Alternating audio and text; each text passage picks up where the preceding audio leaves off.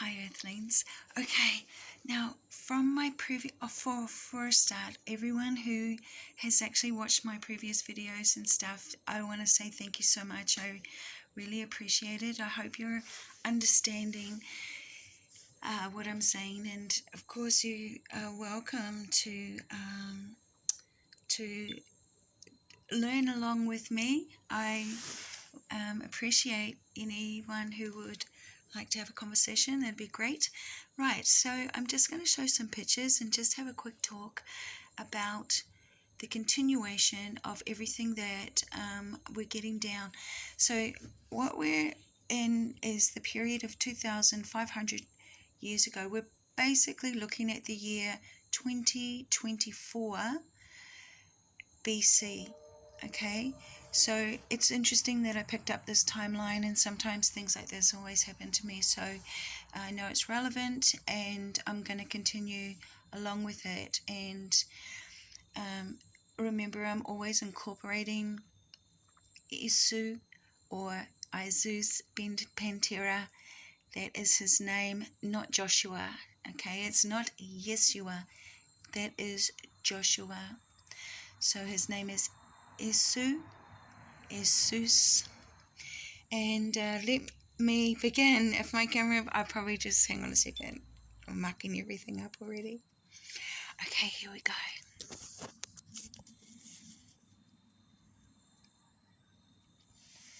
Now what we have here is a later picture of the Dead Sea at the bottom there. And I showed you that there was this great war. They'd come down, the kings of Elam and Shinar, which is like Babylonia, Iran, Iraq, Mesopotamia, the Goyim, who are the Kurdish, and they'd all come over to have a big scrap with Sodom and Gomorrah and Zor and things like that. Now, anyway, here we are in this day and age, and what we see here, these are the salt flats where they're drying the salt out in below the Red Sea, in the same valley where that war had previously gone on. Something that I didn't mention in the last video is also about the tar pits that are found there. So it's bitumen as well as salt that they get from the Dead Sea area, which I found interesting. Oh, just to show you, these are salt ponds. These ones are in Papua New Guinea. And what I'm showing you here is how lush it is, okay? So when things aren't nuked, even if they are salt, and this again is a salt pond, you can see the salt, the white, and it's got all this growth going on there. Okay, so just to show you that there was a time when things did grow in this barren area. Okay, now let us move on. Now we're moving on to X, which seems to be coming into dominance. So this is called Andrew's Cross on pre-Christian monuments in Britain and Ireland, and on early Britain coins. Right, now what I'm showing you specifically is the parts, this one, that reminds me of the Third Reich, doesn't it? And what I'd like to say about that is that I found out that it is an axe flying through the air, a weapon flying in movement. Okay, so moving on. Oh, oops, what's going on? Now let's try. And now what this one is called Indra's Cross on the Hitto-Sumerians, you know, the Hittites, Trojan and Phoenician seals. This is what I'm looking at here is archaeology. So The interesting thing that I found is the same flying axe. Okay, so Indra and Saint Andrew. So Andrew, Indra, phonetics, thinking. Now, I'd like to quickly read these from the same article. This proves conclusively that the X cross was a death-dealing bolt or weapon as described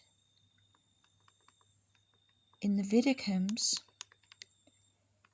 and the modern device of the skull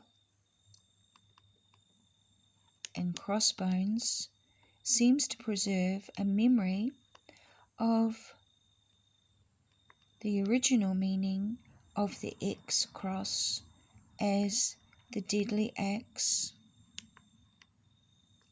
or hammer of Indra or Thor. Okay, so I haven't got into is it about Thor yet. I'm only looking at Indra because Indra from the Indus Valley. Okay, so this occupation presupposes a non-Hebrew race. They're talking about the artifacts they found, which I've just showed you here. There is no specific Bible reference to any Hebrews being sailors or fishermen with nets. The fish supply of Jerusalem came from the Phoenicians of Tyre. So remembering that Jerusalem wasn't friends with the Samaritans, and the Samaritans had the Sea of Galilee, right? Okay, and the name of the village in which Andrew and his brother Peter and Philip dwelt on the north shore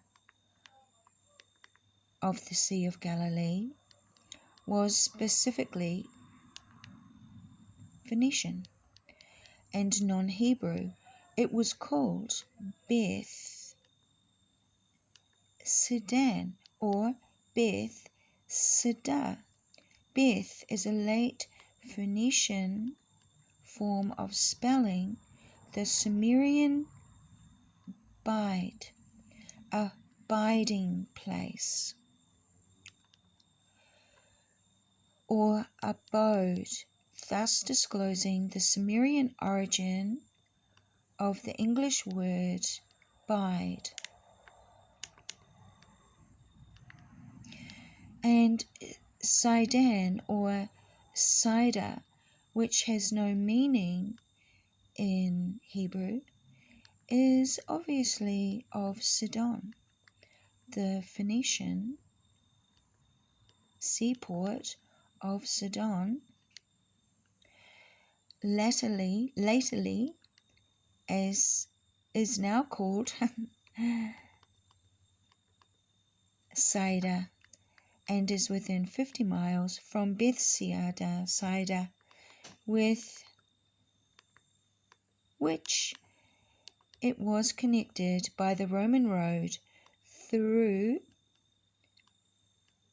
Dan or Caesarea Philippi on the frontier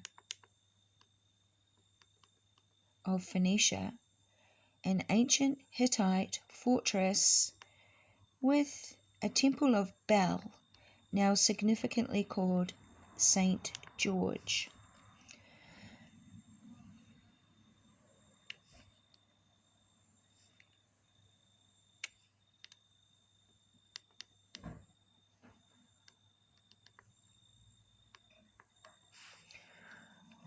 And the two-horned mountain rising above Bethsaida and the adjoining Capernaum and Scene of the Sermon on the Mount is called the horns of the Cattai or Hattai, i.e. the Hittites. And we have seen that the Phoenician sailors of Sidon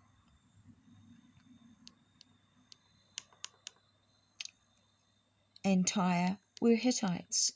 It thus appears probable that Andrew, Peter, Bartholomew, and Philip were not only Aryan in race, as their names imply, but that they were part of a Sidonian Phoenicians, a colony of Sidonian Phoenicians. Well, Andrew maybe, Peter could be. Peter's quite old, it could be Egyptian as well, because Peter. But Bartholomew, not sure. And Philip, we know as lover of horses, kind of Greek name, so there's a difference there. But anyway, they were part of a colony that settled on the shores of the Sea of Galilee, the Gentiles. And it is noteworthy that Christ, whose first disciples were Aryan Gentiles, and who himself dwelt and preached chiefly in Galilee of the Gentiles, visited the coasts of Tyre and Sidon, because that's where his dad came from, guys, worked there a miracle on a Syro-Phoenician woman, and followed from Tyre and Sidon. And he specially connects Bethsaida with Tyre and Sidon. Okay. Now,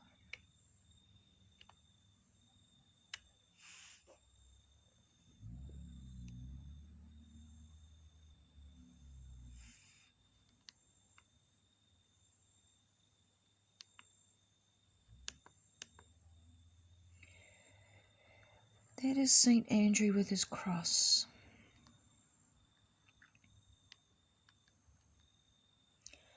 That's the lion of the Norman Templars. These are the unicorns. They did used to live in Scotland, but of course they are all now deceased. And the crown has this very strange kind of king guy on it. It's supposed to be a king sort of thing. It's got like a little flag there. He's holding up a couple of things.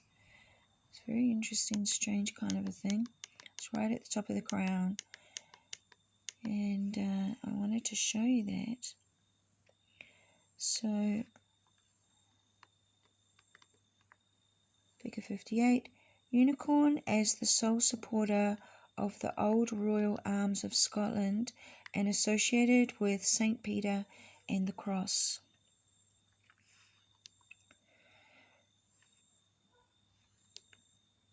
Now, this is a flat earth map, and I hope that it's going to give it to me. So, on the map of the flat earth, we also have, I'm going to try one more time. Maybe I'm pushing it. Did you see that time? Now, when you look at the flat earth continents, how they are laid upon the earth, like I told you, our realm is primarily water. Okay, 71% water. And it shows the true continents here. So the size of Africa is at its true size. The size of Australia is at its true size.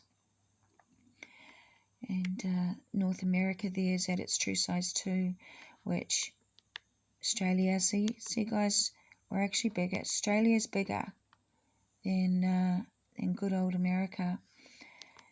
And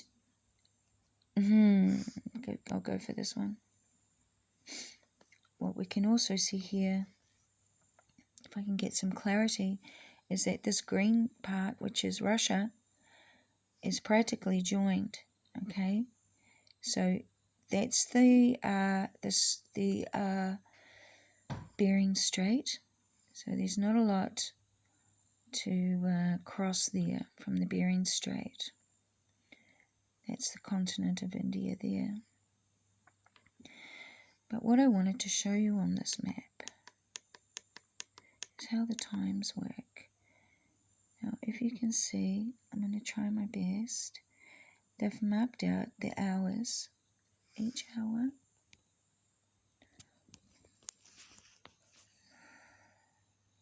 is marked upon it. And, yep. And that's the time zones that you're looking at there. And as we go around, you'll notice that Antarctica goes all the way around. So Antarctica is the wall that no one can cross. Okay?